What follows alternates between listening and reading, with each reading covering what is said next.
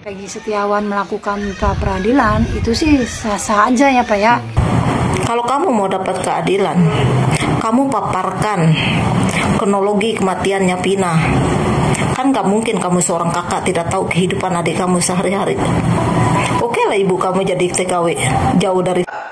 Nah, yang saya heran juga saat ini akun Vina ya, yang namanya Facebook juga udah di tangan kakaknya. Bagaimana caranya? Bagaimana bisa? Kok bisa akunnya Vina ada di tangan kakaknya? Kemudian postingan-postingan yang kasar-kasar dihapus. Sementara kalian untuk memeriksa Widya, apakah kalian itu bertindak adil? Enggak. Orang yang saya sebut-sebut tidak ada yang kalian periksa. Malu nggak ada bukti di sidang pra peradilan si Peggy nggak hadir. Ladu sing, kamu berani ya mengabaikan perintahnya Bapak Presiden? Transparan woi. Orang rakyat buruh kuli bangunan meminta keadilan di Indonesia dipersulit. Kemana lagi? Guys, masih bersama kasus Vina di mana Ibu Widya dan warganet curiga terhadap kakak Vina terlibat dari kasus ini dan juga kenapa akun medsos Vina diambil alih oleh kakak Vina. Berikut informasinya.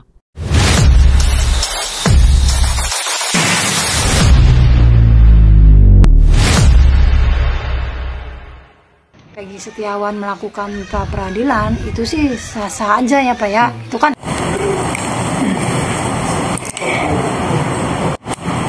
Bismillahirrahmanirrahim. Saya akan coba tanggapi video kamu Mbak ya, kakaknya Vina ya. Kamu bilang tadi Peggy mengikuti pra pengadilan ya, sah-sah saja ya, itu kan hak mereka. Terus kamu bilang kami dan keluarga, saya hanya mengikuti, kata kamu kan. Terus kamu bilang kami keluarga hanya ingin masalah ini selesai ya, itu yang kamu katakan kan. Kamu tidak tahu fotonya namanya Andi, kamu tidak tahu namanya Egi, kamu tidak tahu namanya Peggy. Saya cuma mau tanya Mbak, kamu ini mencari keadilan buat adik kamu, mencari makan di TikTok. Kalau kamu bilang hanya mengikuti, kamu mengikuti apa? Mengikuti kasus sambil kamu bungkam begitu? Atau sambil jual mayat adik kamu untuk dapat makan di TikTok? Itu yang kamu cari. Kalau kamu seperti itu Mbak ya,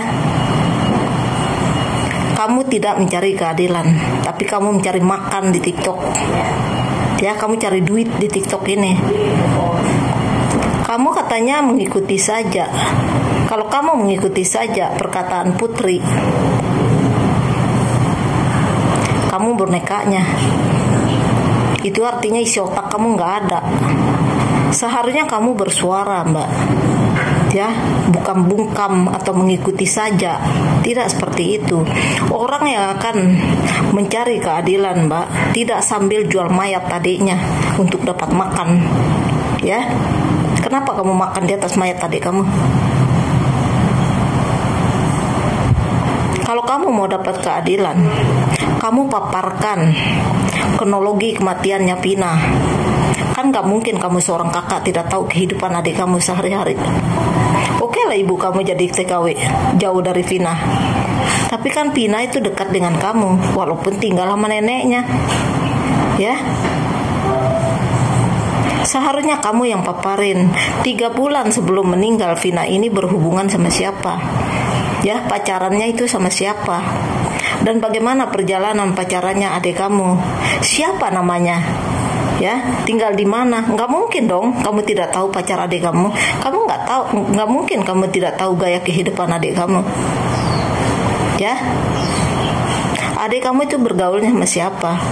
Kalau dia benar pacaran sama si Egi, udah pasti kamu tahu dong. Masa adik kamu keluar begitu saja? Kan wajib kita orang tua tahu anak kita berhubungan sama siapa, adik kita pergi kemana. Itu kita harus tahu loh. Guys, jadi warga ini menyindir keras kepada kakaknya Vina karena selama ini kenapa hanya mengikuti peradilan atau mengikuti proses kasusnya Vina Cirebon ini, malah kayak seperti bungkam dan diam dan mengikuti putri pengacara dari Vina tersebut. Kakaknya Vina ini menjadi bonekanya putri seperti itu, hanya mengikuti, harusnya menceritakan semua kronologis kejadian sehingga bisa menimbulkan petunjuk baru atau bukti baru, kesaksian baru sehingga bisa membuka kasus ini.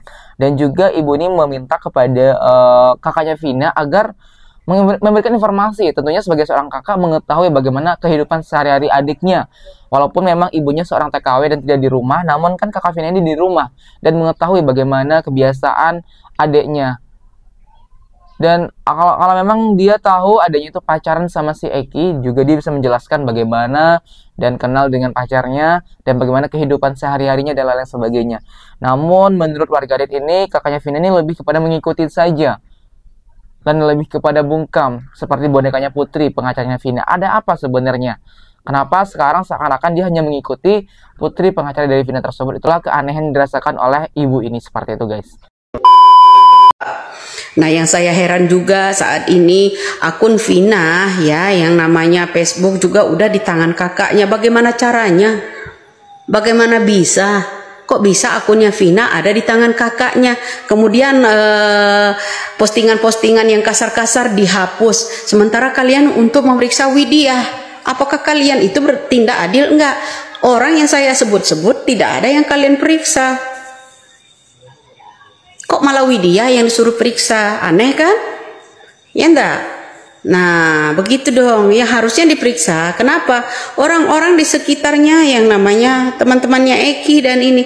Seperti keterangannya Liga Akbar. Kenapa?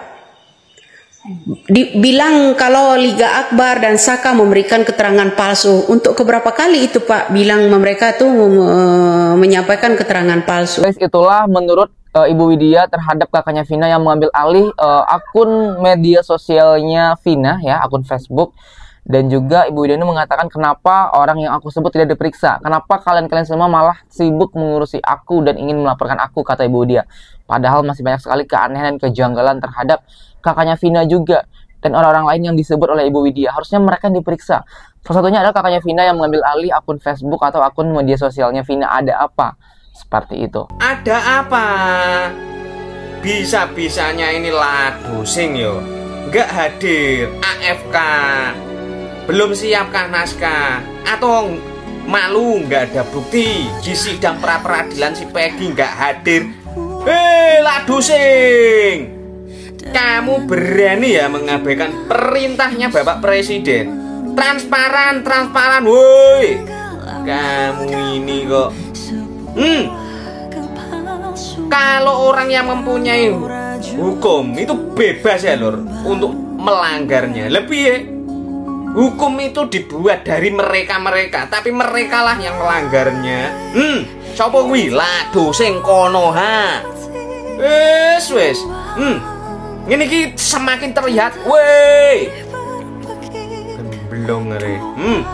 Jangan salahkan rakyat jika sudah tidak percaya sama ladusing.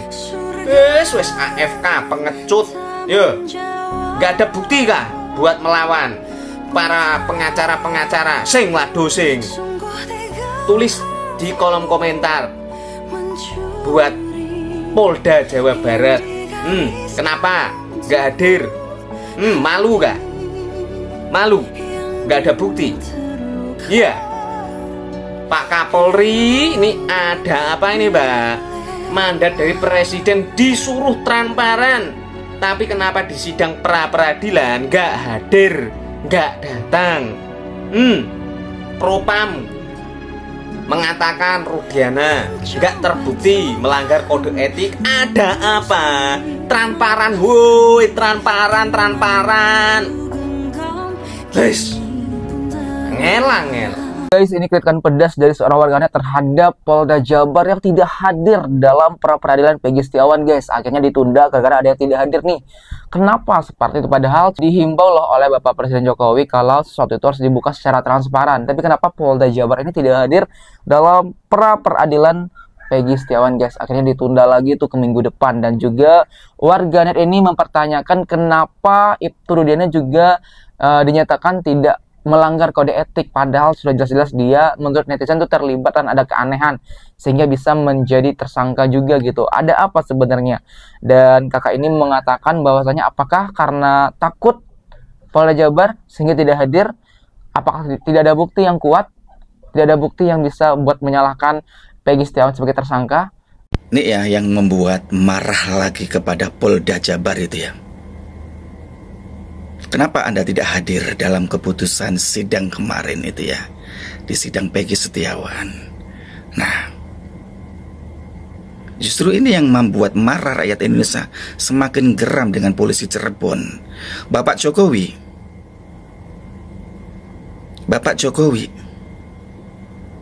sudah butakah matamu?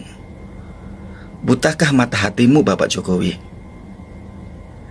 Seorang rakyat menuntut keadilan, seorang anak petani, seorang rakyat buruh kuli bangunan meminta keadilan di Indonesia dipersulit.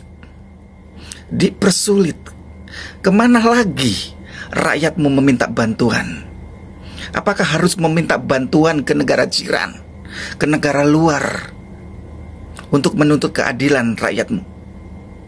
Kalau sampai rakyatmu meminta bantuan kepada negara luar untuk menangani kasus ini, reputasimu sebagai seorang presiden di Indonesia hancur karena tidak bisa melindungi rakyatmu yang menuntut keadilan. Sudah butakah mata hatimu, Bapak Jokowi? Sudah butakah kepolisian seluruh di Indonesia? Masih banyak kepolisian di Indonesia ini yang menyuarakan keadilan. Kenapa tidak bisa mengusut kasus Peggy Setiawan? Bapak Jokowi, ini rakyatmu yang berbicara, bukan rakyat orang asing, bukan bangsa dari planet, bukan rakyat Konoha. Rakyatmu sendiri Indonesia yang menuntut keadilan, yang berjuang 80% memperjuangkan nasib Peggy, menuntut keadilan. Biar tahu kejelasannya salah apa tidak. Jangan diam, Bapak Jokowi.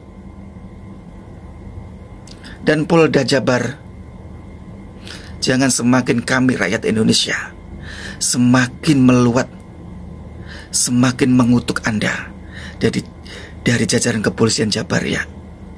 Suarakan seluruh rakyat Indonesia, suarakan seluruh bangsa Indonesia untuk menuntut keadilan Peggy Setiawan. Kalau sekiranya memang benar, tolong dibebaskan. Kalau salah, tolong dituntut. Itu saja permintaan kami, biar tuntas masalah ini. Ya guys, jadi itulah kekesalan dari seorang warganet terhadap Polda Jabar yang tidak hadir dalam persidangan atau pra peradilan Peggy Setiawan. Apakah tidak ada bukti? Apakah takut? Atau karena ada apa nih? Kenapa tidak hadir seperti itu sehingga ditunda lagi sampai minggu depan? Akhirnya warganet ini meminta kepada Bapak Jokowi untuk memperhatikan kasus ini. Seorang rakyat yang meminta keadilannya. Peggy Setiawan hanya anak dari seorang petani, pekerjaannya buruh bangunan. Dia hanya minta keadilan di negeri Indonesia ini seperti itu. Kenapa susah banget? Apakah perlu meminta keadilan ke negeri jiran, ke negeri lain? Bagaimana citra Anda sebagai presiden seperti itu yang dikatakan oleh Bapak ini?